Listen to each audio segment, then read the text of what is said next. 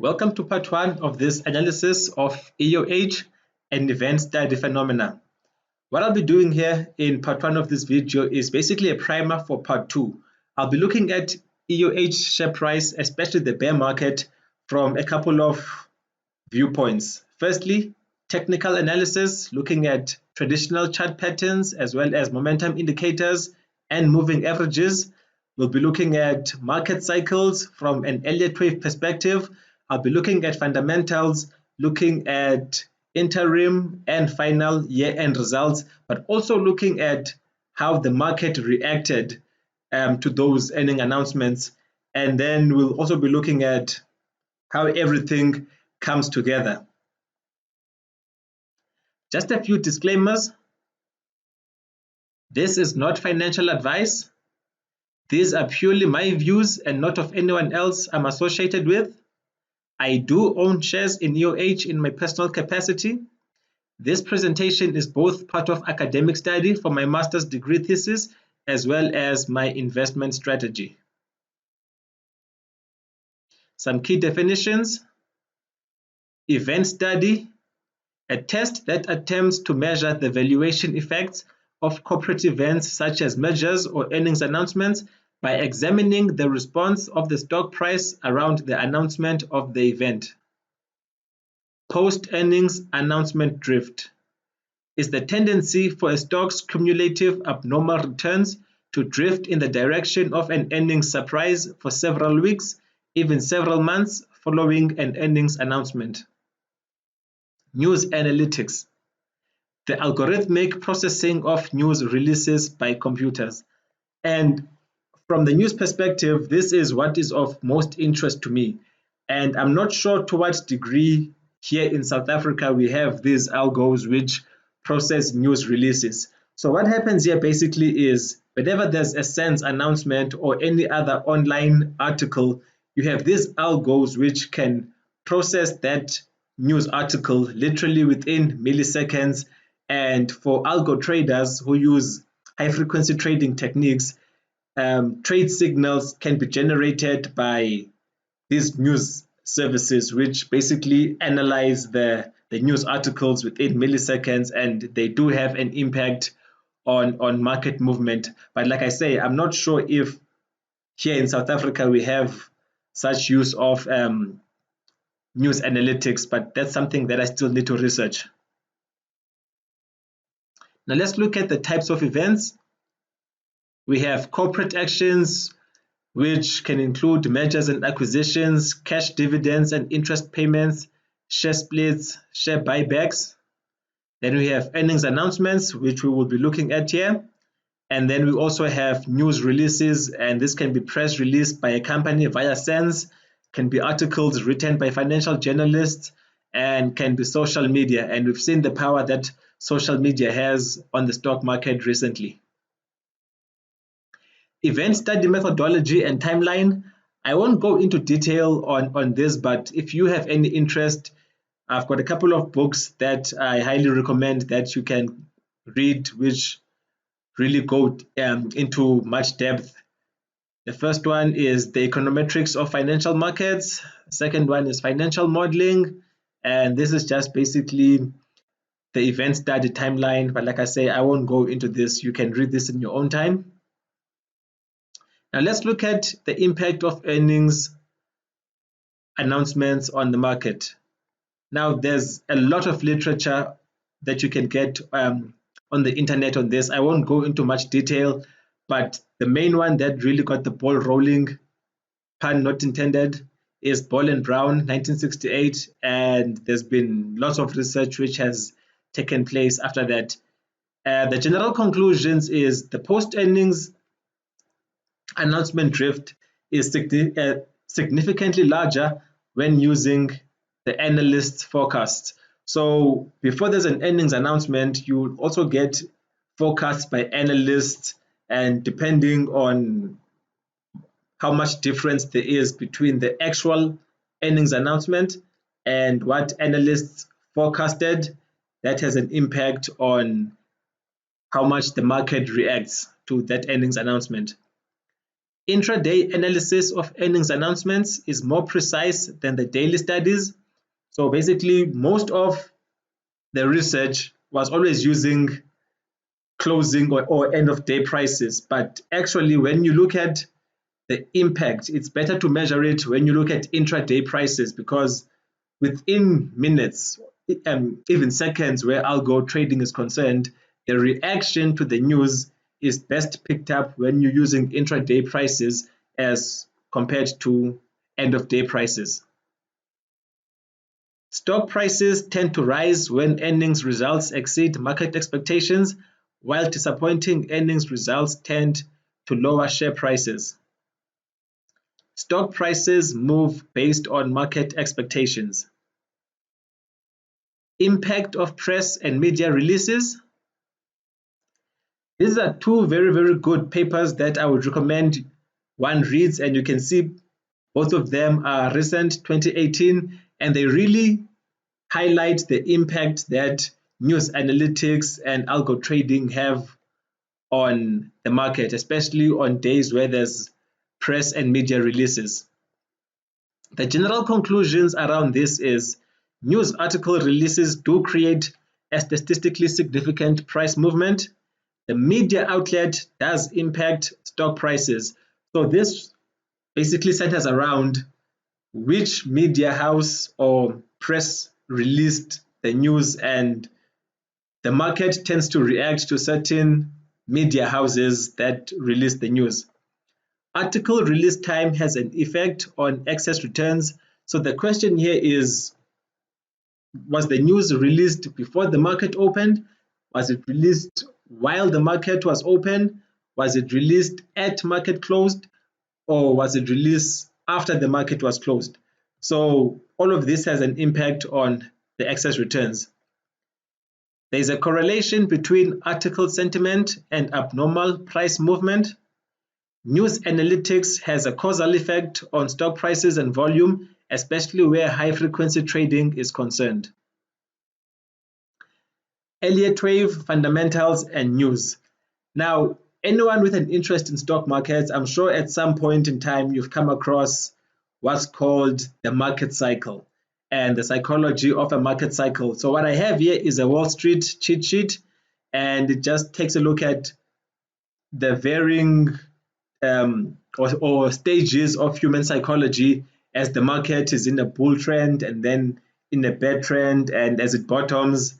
But what I like about the Elliot Wave principle is it's so much more detailed in terms of the cycle itself. And when we look at the Elliot Wave perspective, I will show that detail. For anyone who has an interest in learning about the Elliot Wave principle, I highly recommend this book by really the godfathers of the wave principle, Frost and Proctor, which is the Elliot Wave Principle, Key to Market Behavior. Now, from an Elliot Wave perspective, we have the following conclusion where fundamentals and news are concerned. No single news item or series of developments can be regarded as the underlying cause of any sustained trend. Over a long period of time, the same events have had widely different effects because trend conditions were dissimilar. Unexpected events such as earthquakes, regardless of the degree of surprise, is discounted very quickly and without reversing the indicated trend underway before the event. Elliot recognized that not news, but something else forms the patterns evident in the market, and that is actually investor psychology. Generally speaking, the important analytical question is not the news per se, but the importance the market places or appears to place on the news. Now, when it comes to news sources in South Africa, especially regarding my research to EOH, I'm focusing on the JSE Sense, MoneyWeb, Tech Central, Business Insider, as well as Biz News. Now let's take a look at the Elliot Wave approach to market cycles as well as the psychology around it. See this as the bottom of a bear market. Now at the market bottom, we have extreme negative sentiment, We have media scrutiny with negative headlines. Everything is just doom and gloom. The market then advances slightly for wave 1. Here we see a rebound from undervalued and oversold levels. The market is driven higher by value seekers. News headlines remain negative. Ellioticians encouraged by 5-wave advance. Then the market pulls back for wave 2. Now wave 2 is a test of previous lows with 50 to 61.8% Fibonacci retracement of wave 1. Market relieves the fear of previous bottom. Fundamentals often as bad or worse than at actual low. Underlying trend considered down. Negative headlines resurface. Now the rule for wave 2 for a new bull market to remain valid is wave 2 may not retrace more than 99.9% of wave 1. Then at wave 3 is often the most powerful section of an impulse. There is broad market participation with shallow pullbacks. Fundamentals and economic growth is good. The media picks up on the new trend. Then wave 3 is followed by another correction for wave 4. Wave 4 is a surprising disappointment. The market is still net long, but lack of follow-through on increasingly bullish fundamentals. Profit taking leads to further pullback, media coverage limited. Then wave 5, which is the final wave in a 5-wave advance. Fundamentals improve, but not to the levels of wave 3. Media attention again increases. Renewed upside momentum and high sentiment creates overvaluation. Market begins to react less and less to good news, which is a sign of saturation and the end of the uptrend. A 5-wave advance is then followed by a pullback in 3 waves, starting with wave A. In wave A, we see a technical breakdown of trend lines. There's a 30% to 45% decrease in price, which is seen as a massive buying opportunity by the dips. Nothing wrong yet with fundamentals, and you might get a short-lived death cross. Now, a death cross is when the 50-day moving average crosses below the 200-day moving average, with the 200-day moving average seen by investors as a long-term moving average and the 50-day as the medium-term moving average. After wave A, we see a recovery for wave B, and wave B is a bear market rally driven by the buy the dip saying and euphoria. Technically weaker than wave 5. The company may talk up its shares. You might get a golden cross. Now a golden cross is the opposite of a death cross. In this case, the 50-day moving average crosses above the 200-day moving average, and that may be taken as a buy signal with the uptrend resuming. The media headlines though is that growth story might be bust. After wave B, we see wave C. Now in wave C, we see deteriorating fundamentals. We get a death cross again, which is the 50-day moving average crossing back below the 200-day moving average. Media turns negative on future growth prospects, can be prolonged by negative company developments, which is what we see in EOH. Now, just as a cheat sheet, I have this Elliot Wave guide by Morgan Stanley.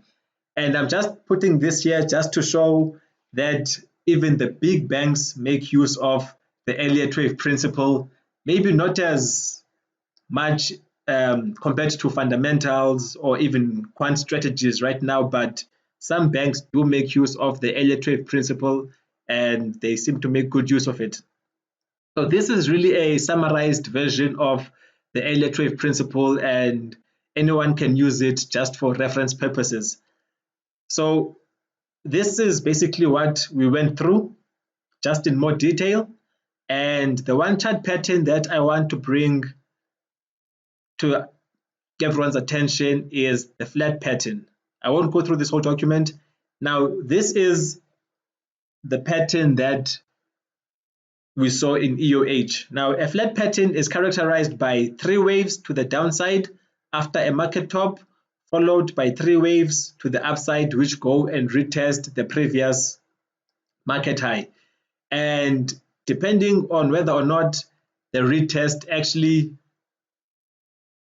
gets to the previous high or exceeds it, we may get a double top. So if the pullback that we see in wave B terminates at or around the previous peak, we then get a double top situation, and we then get wave C, which is the last wave of the pattern. But the significant thing with EOH was this C wave that we see here.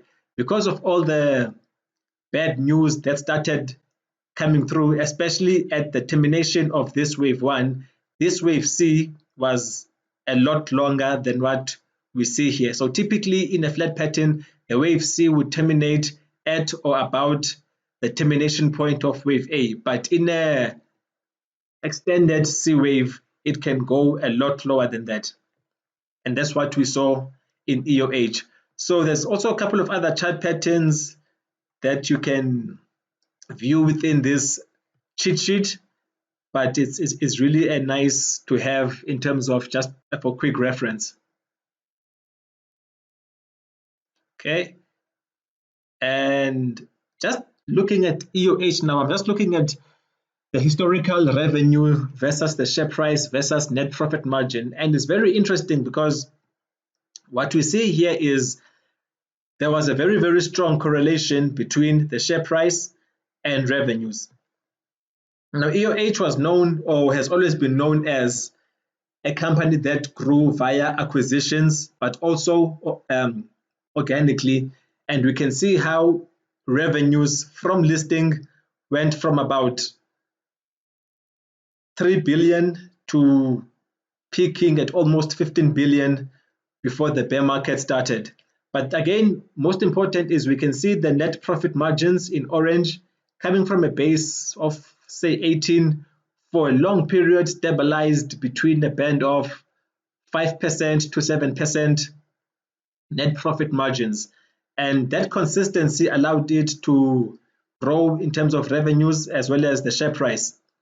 But from about 2017, there was a big disconnect between revenues and the share price, and that was now due to the corporate governance issues, which were very, very bad for the share price. So I think going forward, as we start to see EOH recover again, if we can see revenue start to build towards the 10 billion and going up, and we start to see the net profit margins getting back to the 5, 6, 7%, I really believe that this market or the share price can go back to its previous all-time highs. And that's why I'm so bullish on EOH. And that is it for part 1. Thanks for watching. See you in part 2.